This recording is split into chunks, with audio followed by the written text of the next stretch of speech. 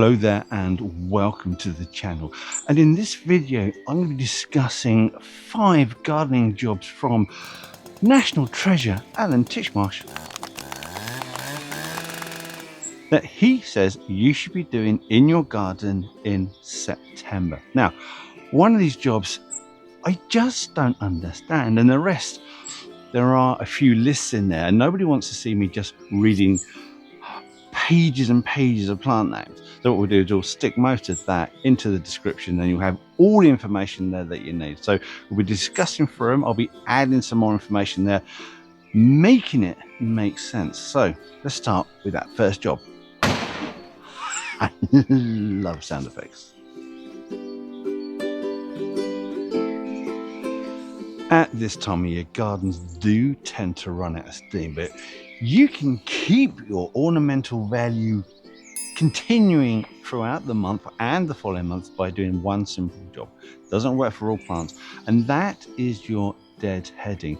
Now, for many plants, deadheading, which is removing the old spent blooms, stopping your plants from going to seed, will initiate further bloom. So by a timely deadheading now, you can still get more blooms coming through as the season progresses, although it is coming to an end. So we are talking about plants such as your dahlias, especially dahlias. They're quite an important one. They will keep flowering up until really November, although each passing week those little flower heads will be smaller and smaller because it doesn't have the temperature, doesn't have the amount of light that it did during the summer. We're also talking about bedding geraniums. We're talking about cosmos.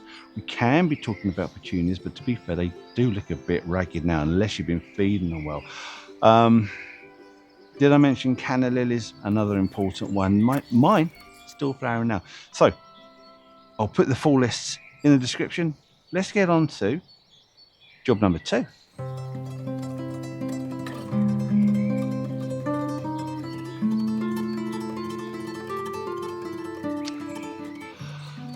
So this is where it starts to get interesting, at least I think so, because come September you're able to do a lot of propagating, which is great because that means you can produce plants for free for your own garden, especially the costs that they are in the big garden centre at the moment. That is, it's shocking, some of those prices. Anyway, by the by, so we're looking at doing cuttings, 2 types, semi-right cuttings and hardwood cuttings, depending on where you are in the country and what part of the month you're in. And we're also talking about the division of herbaceous, which is such an easy way to increase your stock. We'll deal with them separately. So cutting wise, there are tons of plants you could take cuttings at this time of year. So again, I'll be putting a list in the description of all the common ones, but like I say, there's plenty that you can do. So we're talking about lavender, we're talking about rosemary, we're talking about fuchsias, we're talking about salvias, we're talking about camellias, we're talking about rhododendrons. It's a massive long list. So there's plenty of opportunity to get some really good plants. And if you are seeing plants in other people's gardens that you would like to get yourselves and you want to take some cutting material, always ask permission. I mean, I see you. Little old ladies walking around with your lunchbox and a pair of scissors going around these big fancy National Trust gardens taking cuttings. I know you're doing it, and worse still, Buckingham Palace. I know you're up to it. Stop it.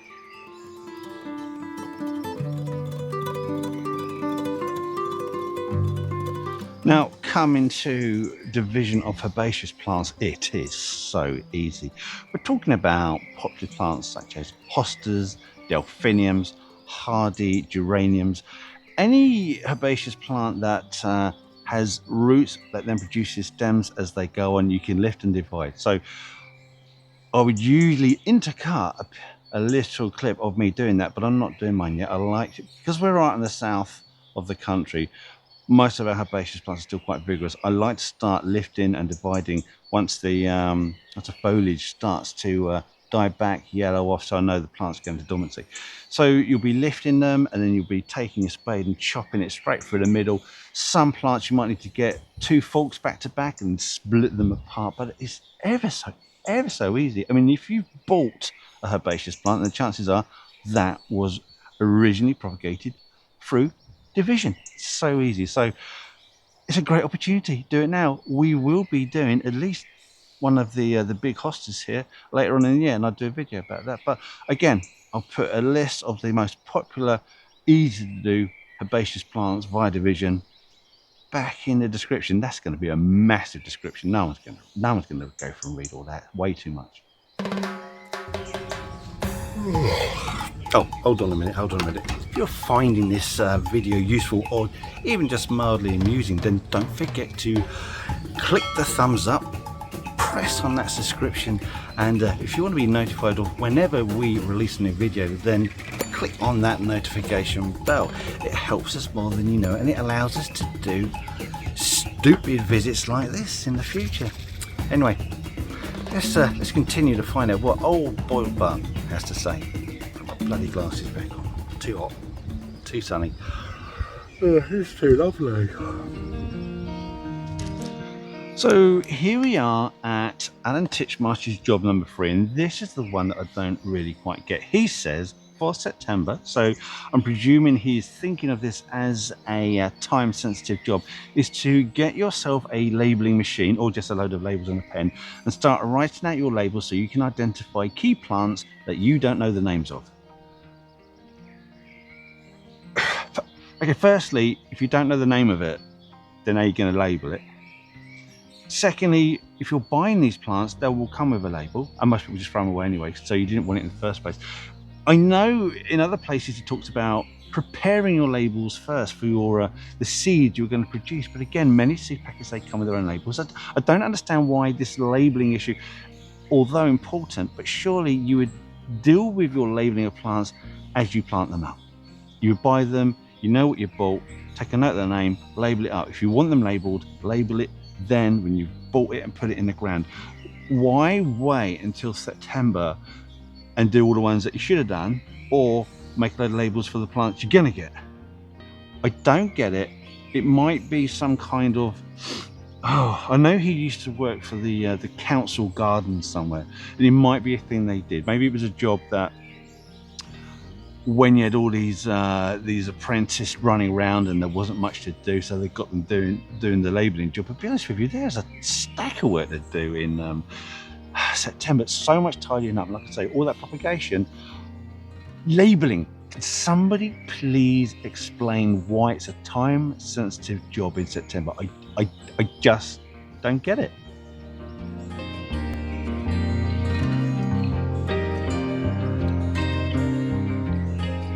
Alan's 4th job is to either pot on or direct sow your seasonal vegetable seeds or your hardy annual flowering seeds. So you could be looking at cornflowers, love in the mist, violas, honesty, Californian poppies. There's a big range. I will, as promised, put a list of those in the description, but you will know as well as I do, once you start picking out those seed packets that you want to buy, whether it's in the garden centre, online, or if you still live in the 1930s, an actual paper catalogue, then prices can mount up very quickly, and in a blink of an eye you've spent over £100. But I can help you with that. Well, not me personally, but I have some breaking news that will lighten the financial load of your seed purchases. Welcome to Breaking News. Thompson and Morgan have joined forces with us, Walking Talking Gardeners, to give you, our viewers, an incredible 12% discount off of everything they have in their store. That's all their dry goods, their sundries, their seeds, their bulbs, all their plants. Everything means everything. How can they do it? I have no idea, but all you need to do to get that discount is spend over £20 and stick in this promotional code, which will be in the description. Alternatively, you can go direct to our landing page, which I'll also put here, and your code will be added automatically. Again, the link for that will be in the description. How do they do it? How can they possibly give such a large discount? I have no idea. No one else can do it. You have got until the end of this year, that is December 31st, 2025, to take advantage of this offer, and then the offer is gone for the spring. So do it now, spend all your money buying what you need. Don't buy stuff you don't need. It's only worth doing it if it was stuff you wanted to buy in the first place. Don't forget, now is the time to plant your spring flowering bulbs. Anyway, it's all in the description. It's a fantastic offer. I thoroughly recommend it. Who gives 12%? 5% is like your profit margin on all this garden centre products. 12%. Enough said. And now back to your regular programming. And now we are at Alan's fifth and final job, and that is to do with your slug management. Now, we have had a fairly easy ride of it this year because we've had a drought really since February, and that means slugs have not been around too much, so there hasn't been an awful lot of damage. But now the rains have returned, which they definitely have. Slugs will be out and about, they'll be eating their way through your precious plants, and once they're big enough, they're going to start breeding and leaving their lovely sluggy eggs everywhere in the soil. So if you don't want to get yourself tripped up by a absolute humongous mass of slugs, not that they're a pest, mind you, no, according to the Royal Horticultural Society, they're no longer considered to be a pest, so there's really no need to worry. But of course there is. So make sure you put in your slug management now. That could include slug traps. It could include you going out in the middle of the night with your lovely dainty gloves, picking them up, disposing them as you will. In fact, Alan himself recommends picking through your piles of old pots. Look underneath, you will find plenty of the little monkeys hiding in there. Don't forget, metaldehyde slug pellets, they are banned here in the UK. I have no idea whether they're banned in the country that you are currently watching this video from, but just be aware, whatever management you use, you want to start putting it in now and then continuing with it as temperatures increase come the spring. And that is it. Those are Alan Titchmarsh's top 5 jobs for September. Thanks for watching, and if you've got any other great jobs that should be done now because they are indeed time sensitive, put that in the comments. We would love to hear from you.